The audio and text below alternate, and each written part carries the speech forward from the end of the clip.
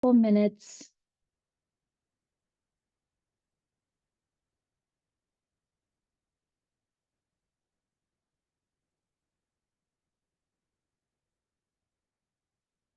Hello, everyone. We're going to give it just a couple minutes while we wait for everyone to be able to come on in and join the webinar. So we'll hold on just about another minute. Thanks for joining us today.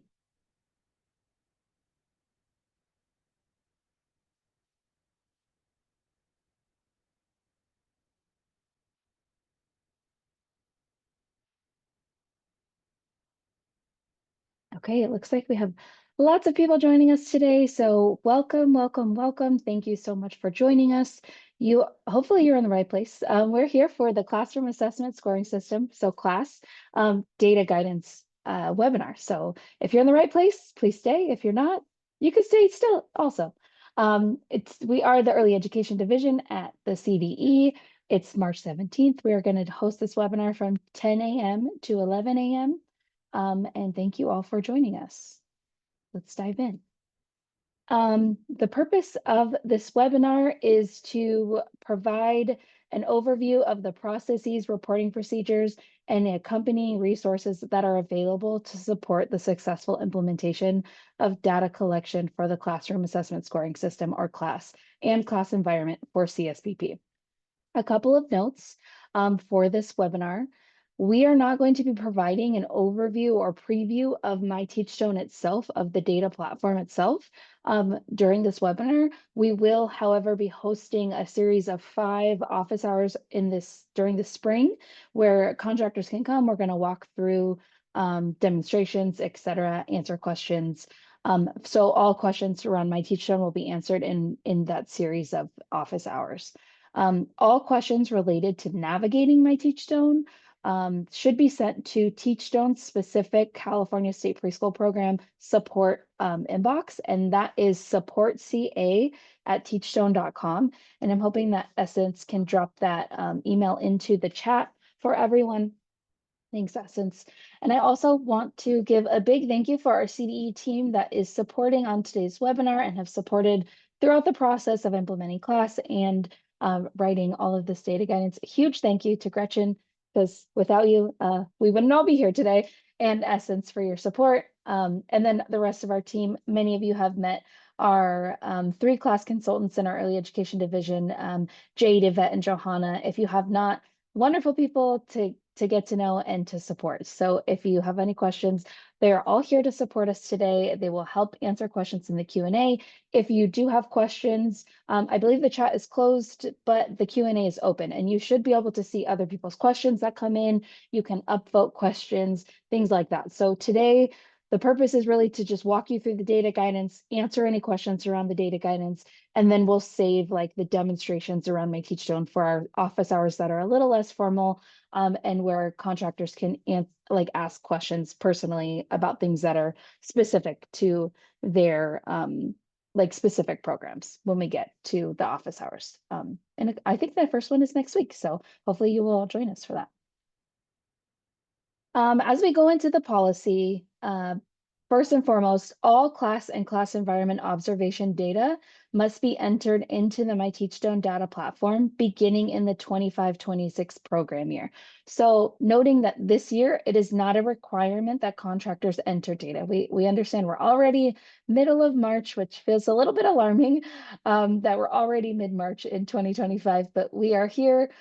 We have just launched. We recognize it's going to take some time for contractors to get on board and get logged in and add staff and add the rest of their programs in. So we are not requiring that contractors enter the data for the observations that have been completed this year in the 24-25 program year. We are allowing it though. So if you are able to enter them and you want to try out MyTeachStone and you want to see how it works and see how data is entered, please do so. This is the time for you to do that. This is sort of the practice era, if you will. And then beginning July 1, 2025, all state preschool contractors must ensure that class and class environment observations that were conducted to meet the requirements of Management Bulletin 2310 are entered into MyTeachStone no later than 30 days after the observation data is received. So that means that essentially there's two ways, and we'll get into that, like how the data can be put into My Teachstone. But if it is the contractor or someone at the contractor or at the program that is entering the data, you have 30 days from the date that the score sheet or the observation data is received from the observer to actually upload it into My Teachstone.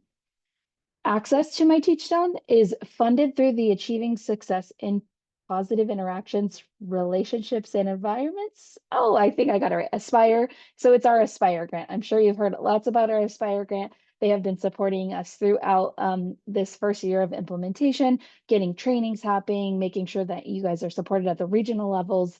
So big shout out to our Aspire grant and our grantees at the regional and statewide level. Much appreciation there.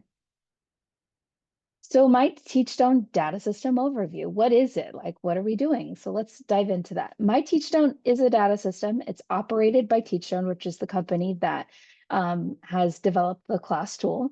It is designed specifically to collect data related to class and class environment and support early education program administrators, educators, essentially all users from the program side with resources and observation, or resources based on observation results. So they've really set up data resources, data reporting that help support programs in a usable way to look at the data and say, okay, this is what we should be doing with it. This is what we could do with it. These are options, and this is how we can move forward. This cloud-based platform is going to provide state preschools with a secure location to enter and access class and class environment observation data. The platform also offers data-driven feedback and provides administrators with reports that track progress and support individualized and site-wide and program-level implementations. So as an administrator at the contractor level, you will be able to have reports pulled at all different levels of your program and see it on a large scale or a small scale. You might be wondering how My Teachstone is set up. So how do you get in here? What do you do? How does it look? So this diagram here is sort of a visual representation of how the hierarchy in My Teachstone is set up. This might make it a little easier as you're going through to just sort of understand where each contractor fits in each program and each classroom and educator fits within the whole system of My Teachstone. Starting out, My Teachstone is the centralized location for all CSBP class and class environment observation data to report to CDE. So every single contractor is going to enter into it, and it's essentially all within the same account, but every contractor has slightly different ability to access different portions of the site. So access to My Teachstone is available through a variety of user types. So it's based on this hierarchy set of permissions, essentially. So as you can see, CDE is at the top of the hierarchy. So CDE, staff that work at CDE, we will be able to see all data for all programs under state preschool. And then as you look into the state preschool program, how it's broken out is initially first through Aspire regions. So there's Aspire region A, B, C, and D. And within those regions, all contractors in those regions are then were added to My Teachstone. And within each contractor, all of your sites have been added to the contractor account that you will access. And then the part that contractors will be responsible for is adding each individual classroom at the program to each site. And then that will all fall within, that will make up your entire program hierarchy, and all educators will be added to classrooms within the sites, within the program. So it's sort of like a nested hierarchy. So let's go ahead and dive in. You might want to remember these colors. So we'll note that the dark blue here is the CSBP contractor. The peach color is the site level of the contractor. The red is going to be a classroom level, and the purple is like a classroom teacher within the classroom. So as we go into user types, contractor level administrator accounts, these users will have access to all sites and classrooms within their program. More than one person can be assigned this account type. This user can add, edit, delete other users within the program. They can view data, generate summary reports for the whole program, However, this account type cannot enter observation data on its own. So if you're just an administrator for the contractor, like it could be the program director, it really could be anyone that's determined by the program director, executive director who holds this user account type, this does not automatically grant you access to enter data. Entering data is reserved for very specific user types that we'll get into a little bit later. We also have site level administrators. So that peach color that was on the hierarchy, those users will have access to the specific site and classrooms within the program that they're assigned. So more than one person can be assigned at any given site. This user can add, edit, or delete users within the site. They can view data and generate summary reports from the site. However, they won't be able to see all across the contractor's program. They will just be able to see whatever is available from the specific site that they are the administrator for. Another note for this one, this account type also cannot enter data. So like I said, it's reserved for a very specific kind of user account. Our educator accounts, which are like classroom level, purple level, the classroom or purple that you saw on the hierarchy, is these accounts will have access to observation data specifically from the classroom that they're assigned. Teachers can be assigned to more than one classroom if they support across classrooms, but typically you're gonna want to ensure that your lead teacher and your co-teachers or assistant or associate teachers, however you use those terms in your program, to define the other educators in the classroom, have access to have an account at this educator level so that they can see the class observation data that they have for any observation completed on the classroom that they were assigned. Again, to note, educator accounts cannot access or cannot enter data. They can access it, they can view their own reports, but they cannot enter it. With that being said, yes, they can view, but just like a site administrator can only see their site, they can't see all of the whole contractor or the program level. A classroom, anyone assigned at the classroom level can only see that specific classroom. They won't be able to see all others across the site. The final account type or user access type is the data entry account. And this data entry account can enter data, but you can have their access like different levels of the site. So like you can have them access one site, one classroom, you can have them access the whole contractor level. Like there's different levels for this user type.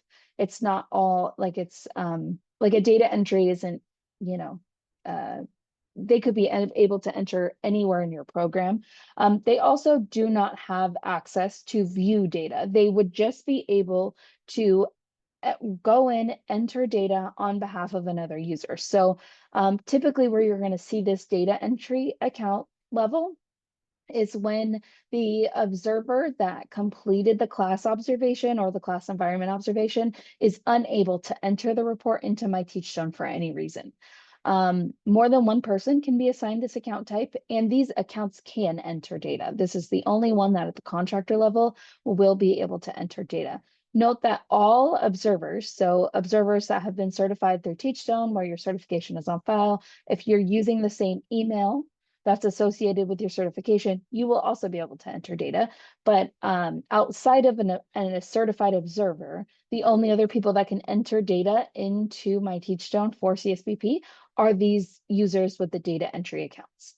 So the recommendation or the strong encouragement from CDE or requirement from CDE really is that every contractor have at least one person in their program that can enter data at all times. And that's important to note because you never want to be stuck in a position where you have an observation completed, but the observer isn't able to enter it. And then your program's not able to meet those data reporting requirements to get those observations in within 30 days after receiving the results. So you want to make sure at all times that you have at least one person set up to be able to enter data if needed.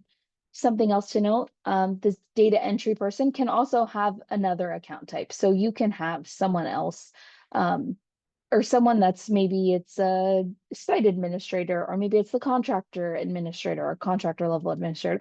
They can also be the data entry person. Let's see. Okay, so individuals, like I said, can be assigned multiple user account types to meet the needs of the program. Individuals with administrator level accounts must manage access on an ongoing basis. They're required to reflect any staffing updates, and at a minimum, information must be updated within 45 calendar days of a staffing change and reviewed at least once annually. So we know that there is typically a lot of change and movement in early education programs. Um, However, if you're one of the lucky few that don't have a lot of changes throughout your program year, you would just need to update annually if none of your staff leave, if none of your staff change roles, et cetera. You would just update annually. If you could do it in alignment with the October 1st requirement to make sure CDMIS is updated and all your program information is updated there, that would be good. Or you could do it at any point during the year as long as it's done once per program year. And any changes for staffing are reflected within 45 days. So that means if maybe the program director leaves, a new program director comes, that needs to be reflected. Maybe a site administrator either leaves or you change sites, or maybe a classroom teacher is moved from one site to another, or even within their own site, they're moved from one classroom to another. All of those types of staffing changes need to be updated within 45 days within My Teachstone. Let's go ahead and go into how to set up access. So Teachstone sent out invitation emails to CSBP program directors on March 12th, so last Wednesday.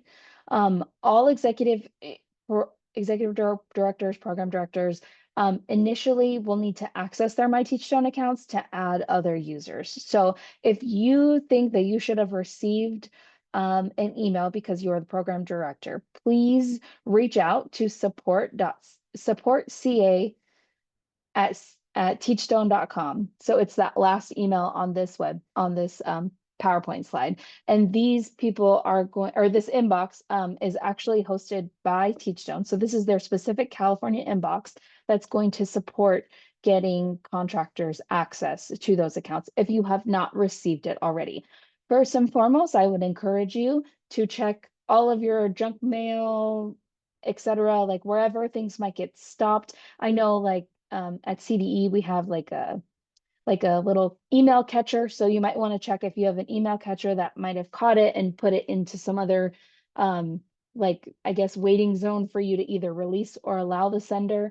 The email is going to come from notifications@teachstone.com. So just keep that in mind because this initial one was sent out just a couple days after the class data guidance was sent out. It's very likely that not all contractors had a chance to read it or note that this happened, so that they weren't aware of it right away. So no worries if it came through. Check all your junk email boxes. If you really go through your email and you did not receive it, please, like I said, reach out to the support CA at teachstone.com, and we will Teachstone will help get that email sent back out to the program director. If you are not the program director, but you know that you need access because maybe your executive director is your program director or whatever, and maybe it's your superintendent on the list, and you know your superintendent is not the one that's going to be the one inputting people, make sure to reach out to them and see if they have received access. If they've received access, it's pretty simple to add someone else to their program. So that's how all other users will be added. So it's important to really connect with those people that were on the list to make sure that your program can get access, can get wide-ranging access. State preschool contractors will need to have all information updated and verify all information that's in My Teachstone. So that means you're going to have to look and see if the sites that were included on My Teachstone already are still correct. Maybe change the names if the names needed to be amended, or if maybe a site has popped up, maybe you've added a site since we pulled this information from our data systems. And then you're going to have to add all of your classrooms. So CDE does not have a list of all of the classrooms with title for all programs, and which means that they were not added. So that is something that is going to be required by the contractor to list out all of your classrooms with the names that you have specified If you're you may have noticed if you're an LEA, the class data guidance requires you to use the same classroom name that you use for Capstack. If you are a CBO, there is no requirement for how you name your classrooms within My Teachstone at this point. So just a note that contractors are required to make all those updates and check for correctness, accurateness, all by May 1st of this year to ensure that when we hit July, you guys are ready to go, everyone's set up, all classrooms are added, and everyone is in the My Teachstone platform. So setting up access for educators. So once contractors enter educators into My Teachstone, Teachstone will then email the login credentials to assigned staff with educator access. So they're going to go follow essentially the same process that we did to send out the initial invite email to program directors. So contractors are going to go in there, they're going to add educators. They're going to use hopefully an email if they already have a Teachstone, like a certification or anything like that associated with Teachstone, hopefully using that same email so that they can have one account that's linked and they'll be able to do multiple things with it. If you guys use different accounts, so like say someone has signed up has completed the certification for an observer, but they've used their personal email account for that. And as the program, you sign this educator up with maybe their work email or something. Unfortunately, those two accounts are then not connected. So they won't, it would take lots of steps for them to get connected. Sometimes they have lots of trouble connecting them. So keep that in mind. If you can use the same email, please do use the same email, keep it connected so that it makes it a little easier, reduces the burden. But once educators are set up, they will get an email from notifications@teachstone.com. So that same email. So maybe you want to flag that email as like a safe sender, add it to your safe sender list if possible, for everyone that you can anticipate getting an account in your program. When teachers log on, they will also be able to add in a workforce registry ID number if they have one. They're welcome to add that to help link the other things or to help us at the CDE on the data side to look at it. And, as a contractor, you'll be able to see that information from your own staff in there. So that might be helpful for you. It's not a required field though, so just an option. And then once you log into your own account, you will have, or I say you, but it really means contractors, administrators, educators, it doesn't really matter. Once the person logs in, the user logs in, they will be able to change settings. So like Teachstone sends out emails every, I don't know, so often for different things. Like you can change those email settings, you can change your password, you can change all those other things within the settings in your account once you log in. So data entry responsibilities. So contractors are responsible to ensure that all class observation data is entered into My Teachstone. However, the CDE strongly recommends that observations are reported into My Teachstone by the observer directly. We do recognize that sometimes that's not possible. However, in any case that it is possible, we strongly want to encourage this because the best person to enter the data is the person that has collected it. All observations completed through Aspire, through PQI monitoring, or the block grant, so the CSPP QRS block grant, will be entered into My Teachstone by the observer directly. However, depending on the class, on how like the class or class environment observation was accomplished, this may not always be the case because in some cases, some observers will have access to My Teachstone and others will not. Granted, we are working to get every observer access. However, at this point, there is not a requirement for the person doing the class observation to also be certified in class environment. So in any sort of situation where you have one person doing your class environment observation and one person doing your class observation, those might not be completed by the same person. So they would not necessarily be uploaded by the people observing themselves. It may be the contractor taking both of those reporting or those scores that they've received from those people, from the observers, and inputting them themselves. So there's a couple situations where that might happen. Hopefully it doesn't happen very often, and especially as we get into more further implementation and get everyone set up with My Teachstone. Hopefully it happens less and less because it really is best policy and best practice for contractors, for observers, for observers to enter the data in directly to My Teachstone. Like as I said, for any unforeseen situations or circumstances where the observer does not have access to My Teachstone, the contractor is responsible for entering the data in My Teachstone. A good point to note here, really important point, is that a teacher or an aide that is regularly teaching in the classroom that was being observed is not allowed to enter data on their own classroom. So you can't just say, hey, you got this class observation data, but they weren't able to, the observer wasn't able to upload it. Can you go ahead and upload it for your own classroom? Unfortunately, teachers are not allowed, or any educator staff that were in the classroom during the observation, or any regularly teaching staff are not able to enter the data. It has to be entered by someone else. It's generally best practice that one observer enters all required class and class environment observation data. However, like I said, if it's done, the observations are done separately by two different people. Another individual with data entry user access may enter the observation detail themselves by taking the data from both people. They can, you can enter the class data without fully completing the observation, and someone else can come back and at a later date to complete the full observation record for the classroom. So that will be something that is needed in the event that two people are doing two different observations, and hopefully we'll get to a point in capacity where we have all class observers are also trained in class environments. So hopefully that is not a forever situation. Hopefully that's just a short-lived thing in the first couple of years as we're rolling out and still building that capacity in the observer space.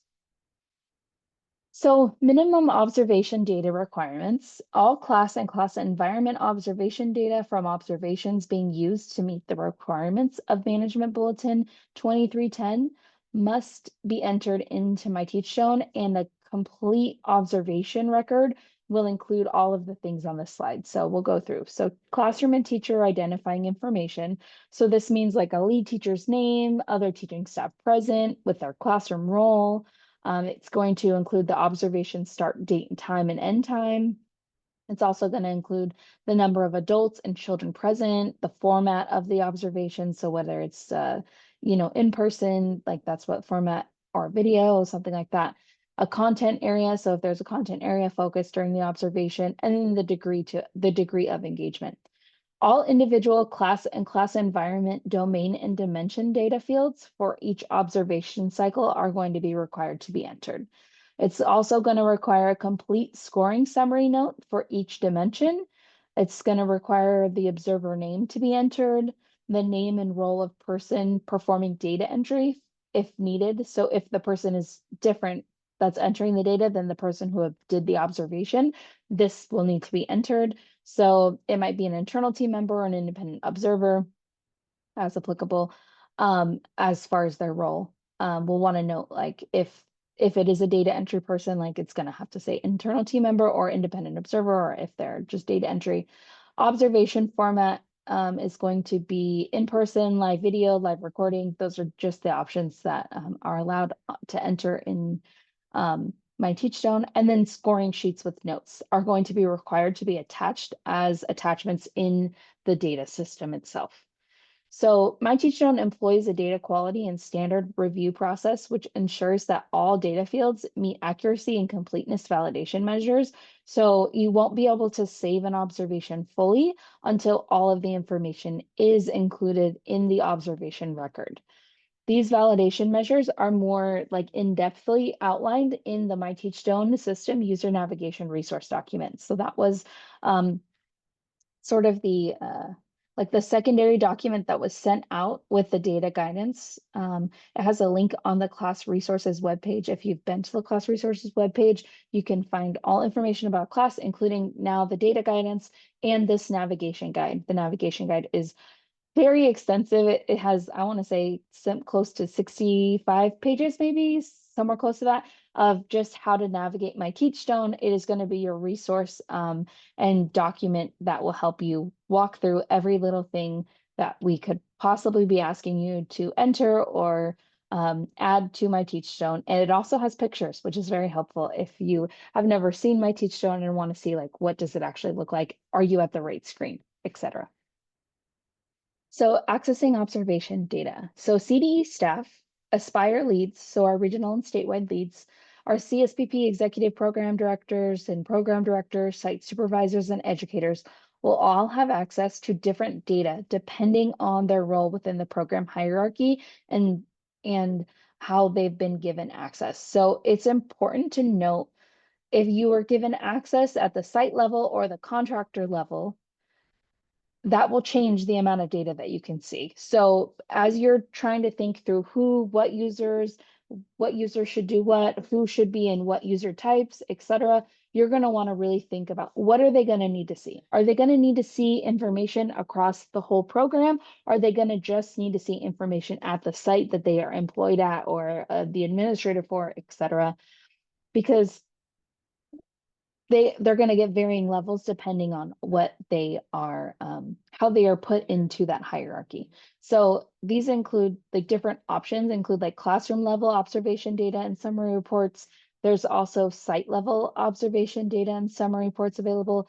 And then domain and dimension specific information and resources are going to be included in the reports. So like it'll say, it's in particular super helpful as you're looking at program development, professional development, how to figure out continuous quality improvement in your program. That report document actually like has like if you scored this area, like these are some suggestions or these are some areas where you can improve, and this is what you can do to do that. So it sort of gives you like that starting point. So as specified in Management Bulletin 2310, class observation data and feedback is supposed to be used to inform continuous quality improvement efforts at the site, and it's supposed to support individual teacher professional growth and planning, noting that it should never be used for punitive purposes.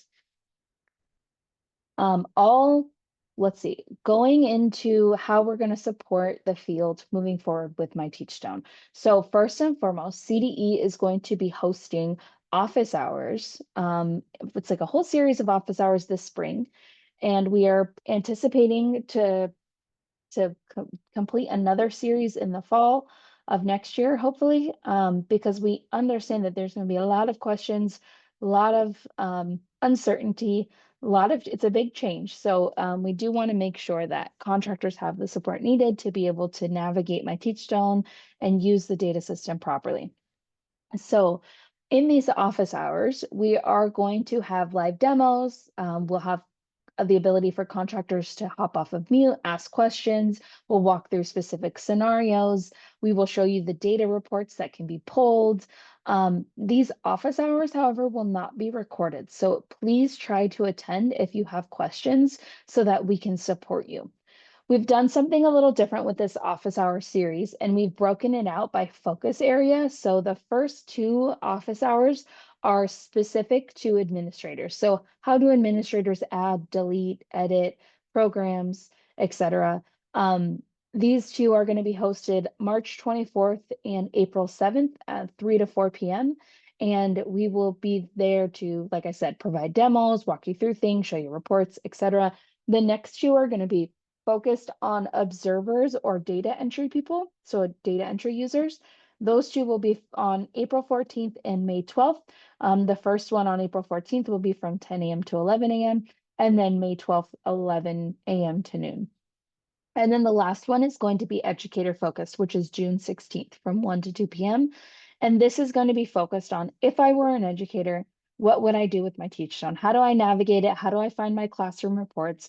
What do I do with my classroom reports? How do I read it? What do I do with it? How does it benefit classroom teachers to be logging in? So please join the office hours as you can. Each of them have a different registration link. So please go back to the email that went out on the distribution list that had the notification for this webinar. All of the links for the office hours are below further in that email, and you can register for as many as you want or as little as you want, however you feel comfortable. They should be shared broadly with staff, as they're going to use My Teachstone also. So feel free to send it not just to your administrators, but also to your educators. Anyone that's signed up to be an observer, this will be super helpful for them, as this will be the probably first time that they've seen My Teachstone in this capacity, and they will be the ones actually entering the data, or your data entry people. So it would be very, very helpful for them to see how an observation is entered. What sort of fields does it look like? That way, when they go to enter an observation for the first time, they are not overwhelmed and like, well, what do I do with all of this? So those are available. They're open freely for anyone and everyone. So please pass them along to your staff. If your staff weren't able to join today, please pass them along there.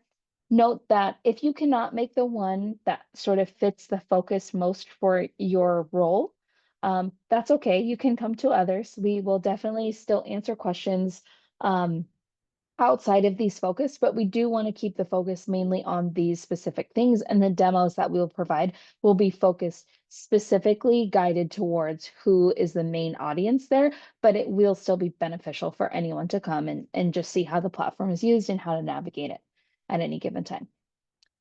So now we get to go into the exciting part. So we are gonna take down the PowerPoint, and I am gonna pass it over to Johanna from our team to moderate our Q&A portion of the webinar and get to answering some questions.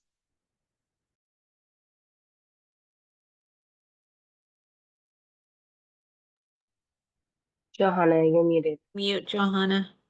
Oh, there it is. There it is. Thank you. All right. Thank you, everyone, for being here today. If you have any questions are still pending, please go ahead and start typing them in the Q&A so we can address them accordingly. So we have one by Judy, and I'm going to send this one over to Danielle. What happens if this Aspire state funding gets cut as proposed? I haven't seen a proposal for Aspire state funding to get cut, so I am not sure what exactly is being referenced there. But I do know that we have an ongoing source of funding for Aspire. I will say we've used additional sources of funding to support Aspire, especially in these initial years of implementation. However, there is an ongoing source of funding for Aspire that is covering the cost of My Teachstone. So at this point, this is not a concern that CDE has, where Aspire won't be able to fund. Thank you, Danielle. I Yeah. just want to add, hi, everyone. This is Stephanie. Oh, perfect. Hi, Stephanie. Yes, Stephanie. I was trying to come off mute and get into the conversation. So thanks for that. And just to what you said, we have not seen anything at the CDE or there's any expectation that there is no funding for ongoing. We do have that, it is set. So our plan is to continue to move forward. As Danielle said, we did have additional funding for startup for these first 2 years, along with EAP funding to the Inclusive Early Education Expansion Program funding to support children with disabilities and special needs in our work, and also some block grant money that supported the class implementation. So as far as the ongoing appropriation for Aspire, we do not at this time at the CDE have any language or any indication that will be taken from us for the class implementation. Thank you, Stephanie. All right, I see a question. Let's see. All right, I think this one I'm also going to refer to Danielle. Will there be an automatic upload for Hubby, like the workforce registry? Thanks, Johanna. We actually are working to facilitate a relationship between, I'm going to actually ask Gretchen to come on and provide more information, because I know she's a little more into the into the information on this, but we are working to help facilitate a relationship to make this easier. So maybe Gretchen can provide a little more information. Yeah, so thank you for the question. And yes, Teachstone and Hub and Vertical Change are having conversations now to set up a process where any observation data entered into my Teachstone will then be automatically pushed out and populating the QRS data system so that there is no need for dual data entry. So those conversations are happening now, and it should be in place soon. I don't have a date, but we're working on that. Thank you, Gretchen. The next question, I'm going to ask Yvette to help me out.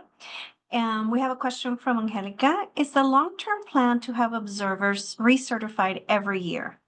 Any chance that could be extended to every other year? Thank you, Johanna. No, currently our observers will recertify every year for class. For the class environment, of course, as we know, is a one and done. So once you complete that, you don't have to recertify. But currently, the idea is that every year you go through recertification. So that has not changed, and no plan on changing that. Thank you. Mhm. Mm.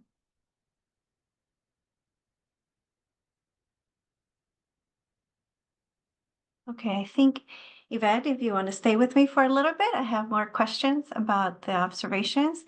If we have our class observations entered by an outside observer in my Teachstone, but currently our district is not registered with my Teachstone with invitation provided, can we take the results provided and enter once we have a registered Teachstone account? Oh, yes. So as Danielle mentioned earlier, you received an invitation from the My Teachstone platform. Once your administrator sets up the hierarchy, ensuring that all of the information is up to date, has all of the sites, the teachers that are part of your agency, then the administrator can actually allocate the observer role and enter the information into the My Teachstone platform. So making sure that you are entering all of your site information and your educator information as well. Thank you.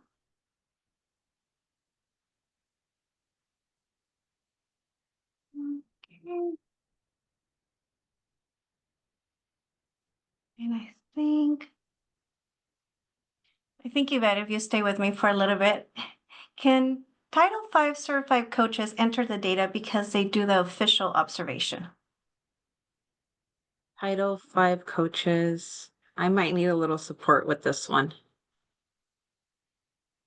So as long as you're not in the classroom teaching, you cannot observe any classroom that you actually teach in. So as long as you're not teaching directly, I would say yes. Danielle, am I correct to say that? Yeah, that's correct. So anyone who is a certified observer can enter data. So if they do not have access currently to enter data into My Teachstone or cannot be given access by you, then just email that supportca@teachstone.com and they can help get access to any observer. They will verify that the person is a certified observer through their certification with Teachstone. So make sure to provide the email for them, for that certified observer that they use for their certification with Teachstone, and they will be able to support them getting access to your sites and your program to be able to enter in observations if needed. And Danielle, since you're on, we got quite a few questions about funding for My Teachstone, and I just wanted to reiterate that you did go over it in the policy. So everybody on call, the access to My Teachstone platform is funded through Aspire. So I know there's quite a few questions on that. If you have any additional questions, please feel free to ask, but it is funded through the Aspire grant. Thank you. And I'm going to call on Jade for the next one. What if our site does not have a certified observer? Yeah, thank you, Johanna. Great question. So I will drop in the chat access to all of your regional leads. Please connect with your regional lead and they will be able to get you information around trainings. And they also have a list of statewide certified observers that you can connect with as well. So I will add all of the regional leads into the chat right now, and their email will be available for you to reach out to them. Okay, great. And Jade, since I have you with me, I'm gonna, the next question is, will the system support multiple accounts for my Teachstone, for example, if we're using as part of QRS and then another one with Aspire, or will they be linked? You're muted. Oh, sorry, I hit mute. Yes, they will be linked. So you will be able to upload your observation information for your QRIS classroom observations as well as Aspire. Danielle, don't know if you want to expand on that any, but yes, they will be linked.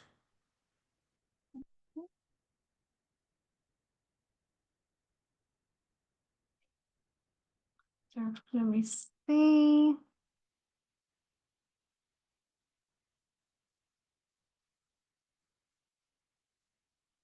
Okay, and I think for the next one, I'm going to call on Gretchen. What does the CDE recommend we do with the housing class scores for classrooms that are not CSPP? It is my understanding that only CSPP data will be entered to my Teachstone, but the rest of class, observations will reside in whatever data collection system is currently being used. This means there will be dual data entry for internal system use and then to enter CSPP data into my Teachstone. So for CSPP classrooms, that data will be entered directly into my Teachstone. If you have non-CSPP classrooms that are observed as part of like QRIS observation or rating, or I guess maybe quality improvement purposes, those will need to be stored elsewhere, in Hub or in Vertical Change, just as a separate data entry for just those classrooms. So that in that circumstance, yes, there would be classrooms entered in one system and classrooms entered in a different system. But the same data won't be entered twice into two different places. Sorry if that's confusing. No, thank you, Gretchen. The next question for you as well. If we're getting an observation done through QRS block grant, did I hear correctly that they will enter the data?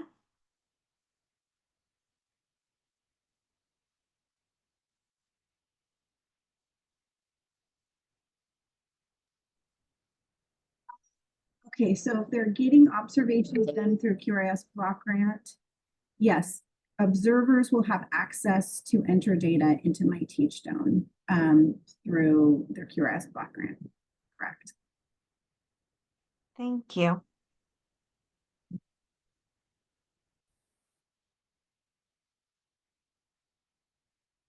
All right, I think the next one I'm going to ask Yvette to help me out. And it states, I see a lot of questions linking to accounts, but I am a certified observer and a director. When I accepted the invitation from the center, it linked me to my personal site. Is this okay? Can my staff see my trainings and certificates, etc.? I will feel more comfortable if it was separate. Yeah, absolutely. I can see the concern, but no, your staff cannot see your certification and the information on your page. So I think you can feel at ease with that. And only you have access to what's available on your dashboard. Thank you, Yvette.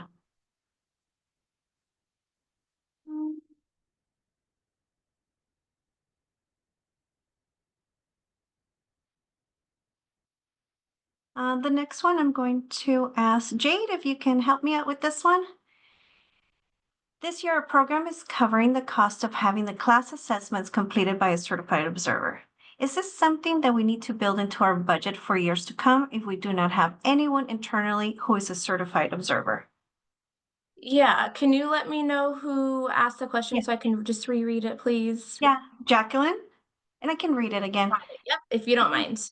Yeah, this year our program is covering the cost of having the class assessments completed by a certified observer. Is this something that we need to build into our budget for years to come, or if we do not have anyone internally who's a certified observer? Thank you, Johanna. So I would recommend that you reach out to your regional lead. As mentioned earlier, they have a contract with Teachstone that will allow you to have access to certified observer training for free. So you can build your capacity in-house to ensure that you do have people who are certified observers so you can achieve the percentages every year. Also, too, they do have access to a statewide certified observer list that they can share with you. And these are people who have been vetted through Aspire, vetted through your statewide lead, who are able to complete observations statewide. So those are two really big options that we would that we would recommend you to do. So take advantage of those trainings right now while you can. I cannot post the regional leads in the chat for some reason, but I am adding them to a specific question that was asked in the Q&A. So if everybody can go ahead and visit that question to pull your regional leads. And I will also try to drop a link to the class resource page where you can find the regional leads there as well.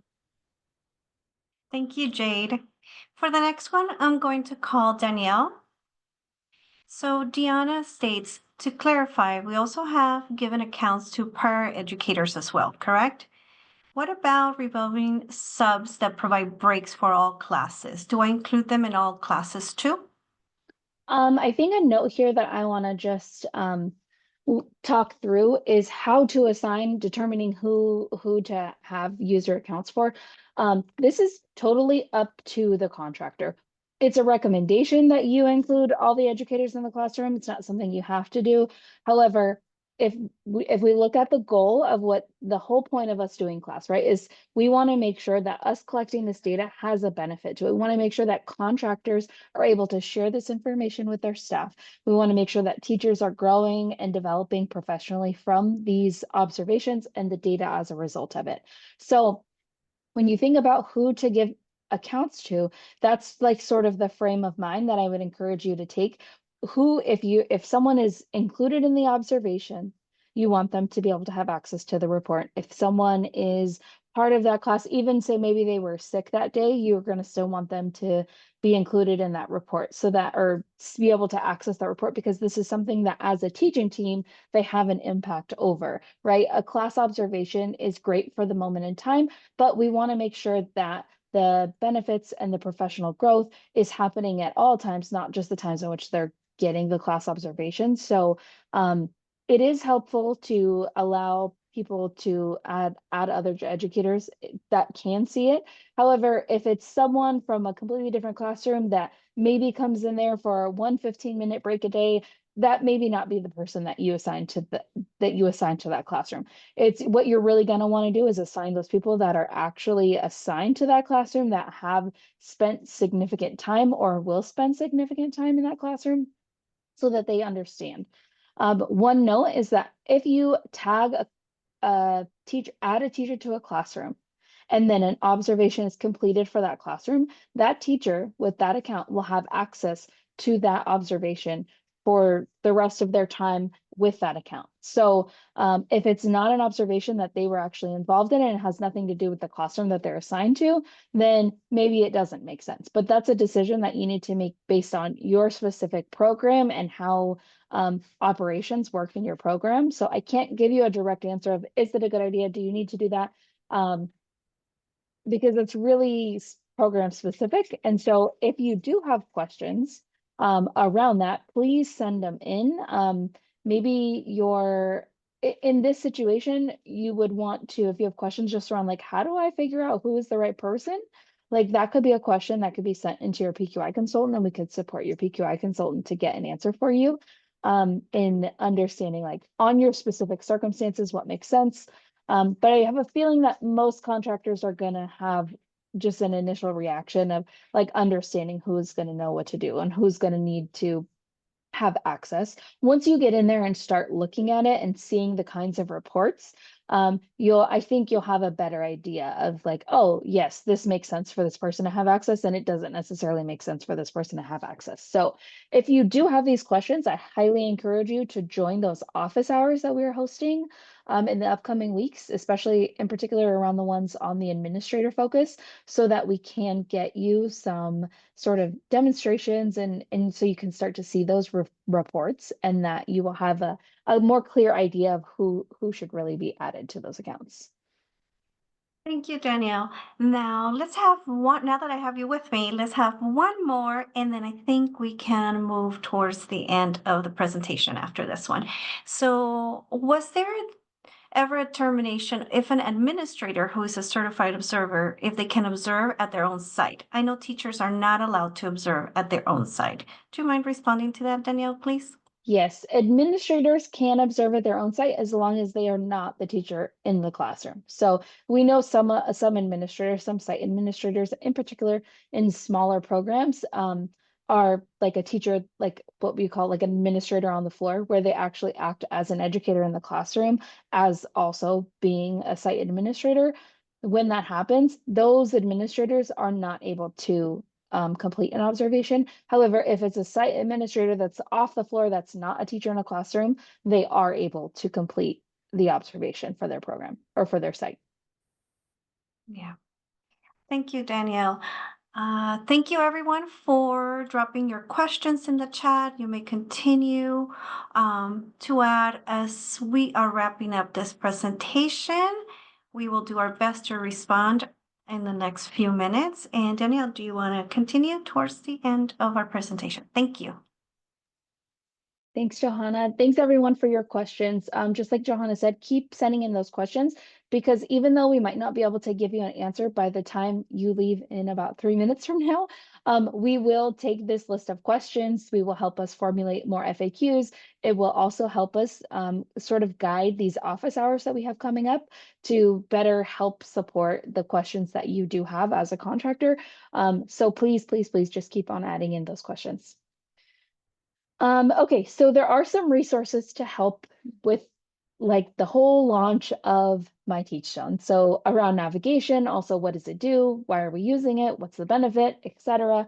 So there's all these different resources that we're going to use. Essence is going to drop them in the chat for you. I think she already dropped them in earlier, but she'll drop them again. Thank you, Essence.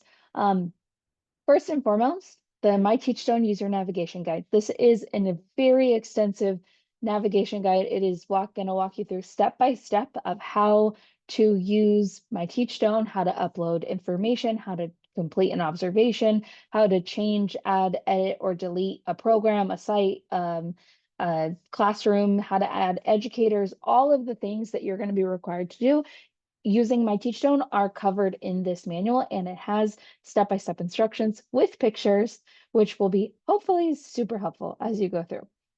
We also have the TeachStone's TeachStone's California class implementation website. So this is all things, it's a TeachStone website, but it's specific to implementation of class in California. So how we are implementing, because if you look broadly, like all of the things that like might apply to someone in, I don't know, Florida, they don't necessarily apply in California, right? So we want to make sure that you're looking at class implementation in the way that it's being implemented in our state. And so to do that, to support that, TeachStone has set up a specific website for California just to make sure that it is available for all of you. And then the next resource is How MyTeachStone Drives Continuous Quality Improvement website. And this is going to help you sort of get some resources to understand like how to use the data that's coming out of MyTeachStone in an effective way to drive continuous quality improvement, as that is the requirement from our management bulletin, that contractors are using this information to build and continue and promote continuous quality improvement, and things and the data from class observations are not used in any punitive way. This website will support getting information around that. And then the last sort of resource on this slide is the TeachStone CSBP California support. So this is an inbox that TeachStone has awesomely set up for us that is just specifically for California. If you reach out to the general support for Teachstone, it might take you a couple days. It might take you up to a week to get a response in some cases we've heard. And that's because it's not just California, right? It is nationwide. They're hearing all the support, maybe worldwide. I'm not sure. That's a question for Teachstone, but it is what I've heard very broad. So it is not specific to California.